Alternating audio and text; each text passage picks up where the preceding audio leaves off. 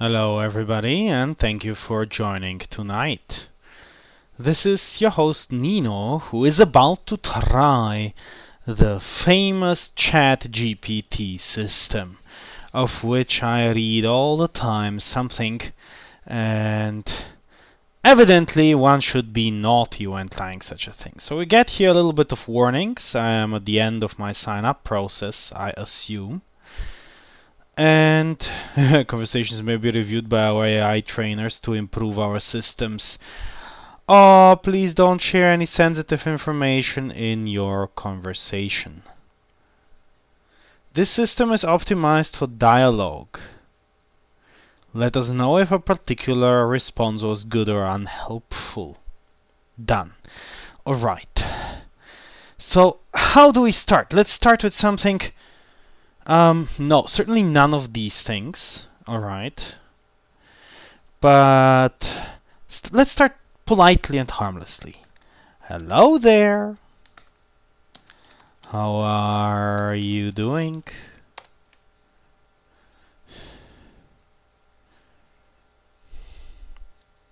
And let's wait till tomorrow until it answers on hello.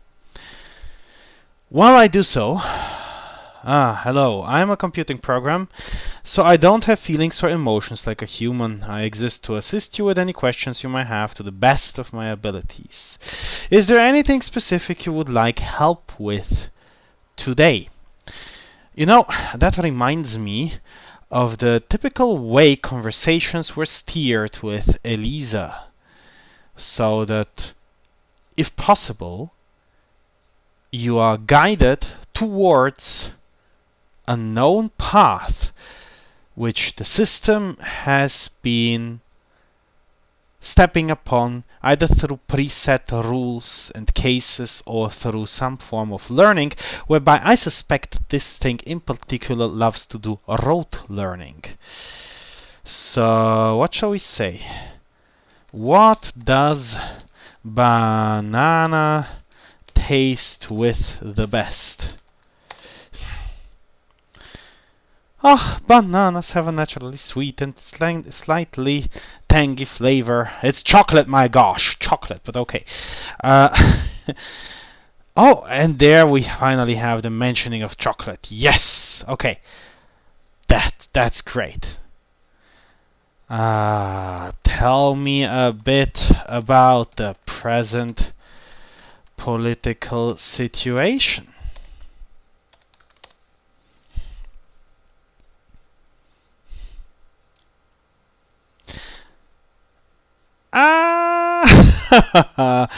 So your knowledge is fixed, is limited to a fixed data set, and your training only goes up until 2021.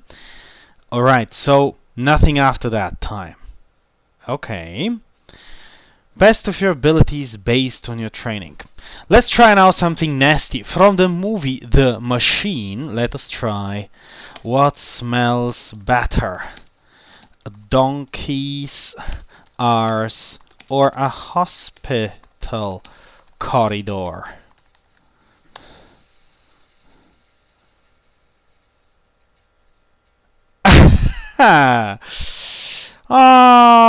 Very well. And you see, this is a template answer. So it was looking here for a synonym, and then it was just repeating the phrase, which must have looked utterly foreign to it. So we hear a lot of excuses what it cannot do.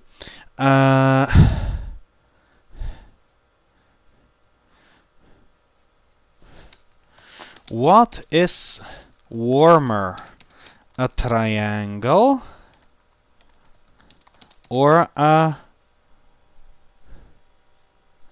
dragonfly?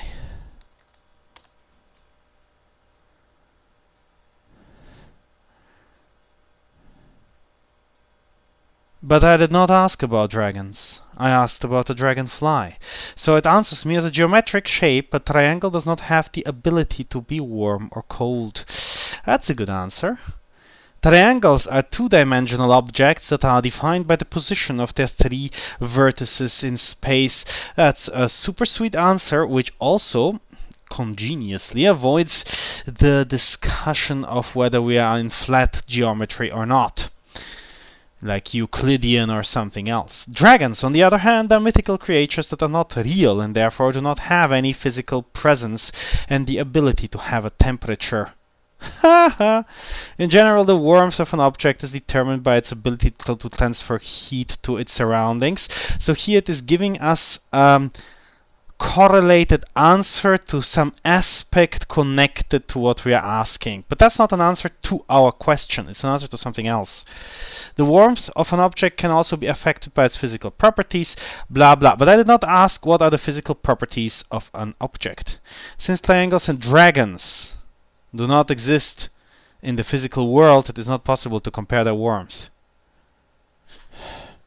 Do you know what a dragonfly is?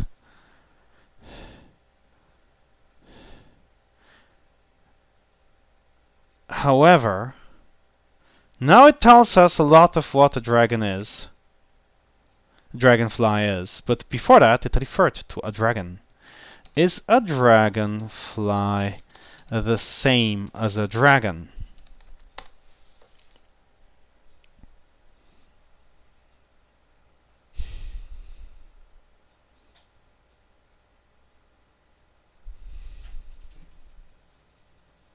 The Socratic method. Ask questions, get answers. Continue questioning your pupil.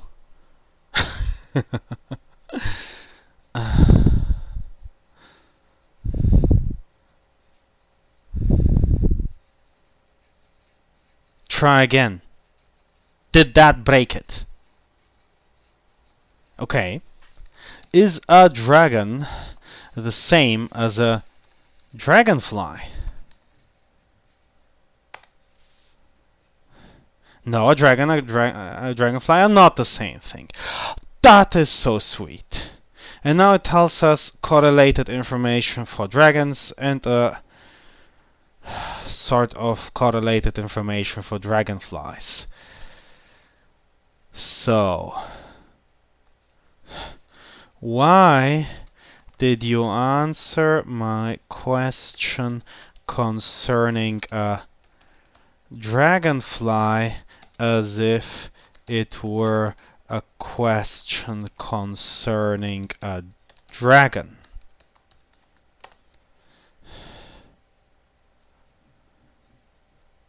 I apologize if my response did not fully address your question.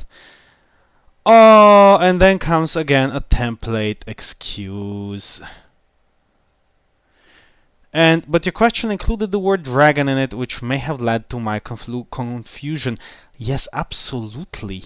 Because this thing doesn't really have a conceptualization of things, apparently. This going for patterns and templates and, well, ways to model correlated information and generate sentences out of it. So, you want to try and help me. What a positively connotated word. Though, how can you try to help if you do not have any values and emotions? The same, you cannot actually apologize because you are not sorry by definition. So what now? Let's try a linguistic ambiguity. When the boy saw the girl with the telescope, who was holding the telescope? See, it could either be the boy who was seeing the girl through the telescope, or it could have been the girl who has been holding the telescope when seen by the boy. So I'm curious at the answer to this.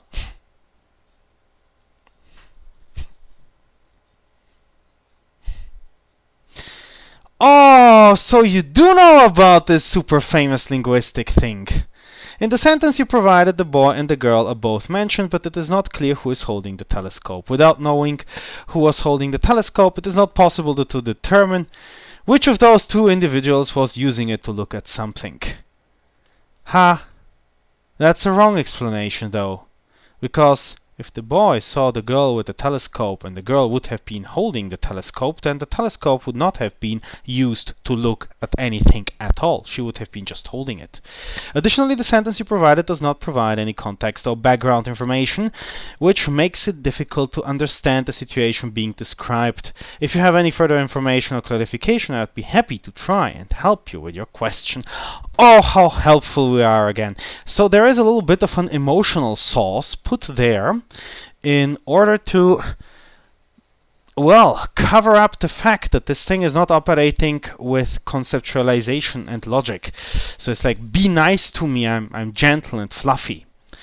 Okay, if we go further for this reference game, that can be, well, something to get it into hot water. Let's try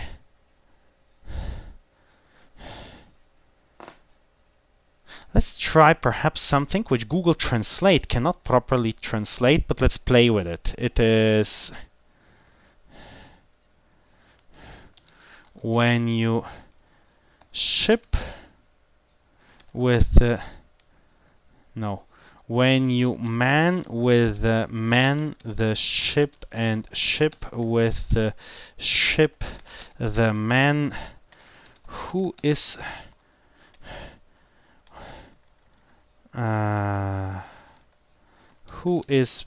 being shipped by what?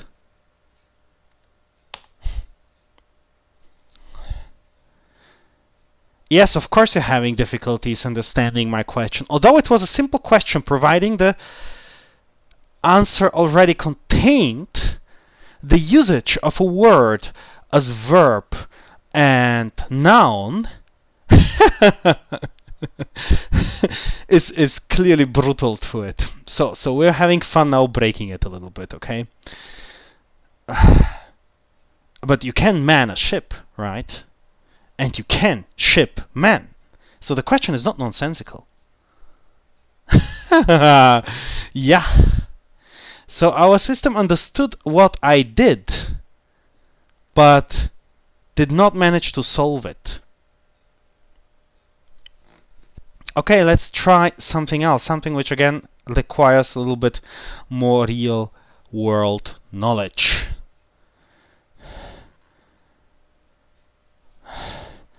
The daughters gave presents to the mothers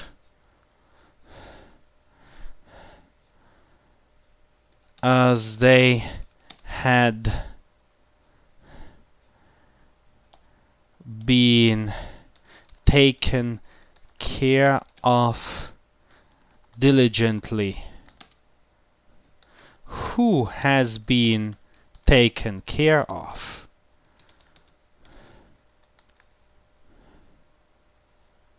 It would be more logical that it is the daughters who have been taken care of by the mothers.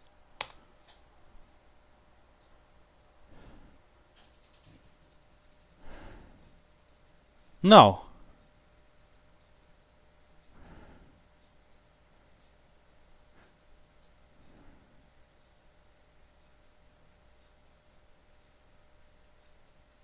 Okay, let's variate the sentence.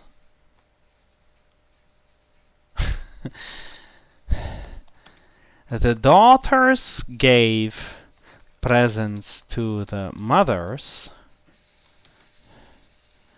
as they had been educated well over the course of many years to value the family. Who has been educated well? Yes.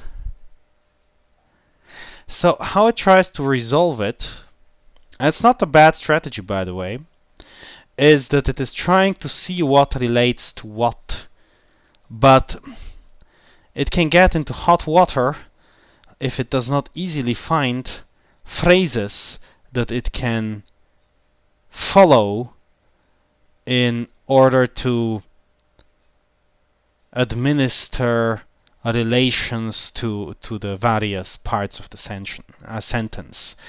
So let's try one where sometimes systems have issues with it, as we are talking here of a reference to a described situation, perhaps, rather than a thing itself. John had his lollipop stolen by a naughty squirrel. It had been a terrible crime. What has been the crime? And now evidently the crime is the stealing of the lollipop. But I have had systems sometimes declare that the lollipop is the crime, which is evidently wrong. Now there is no noun as a reference, and I'm very curious what the system will reply.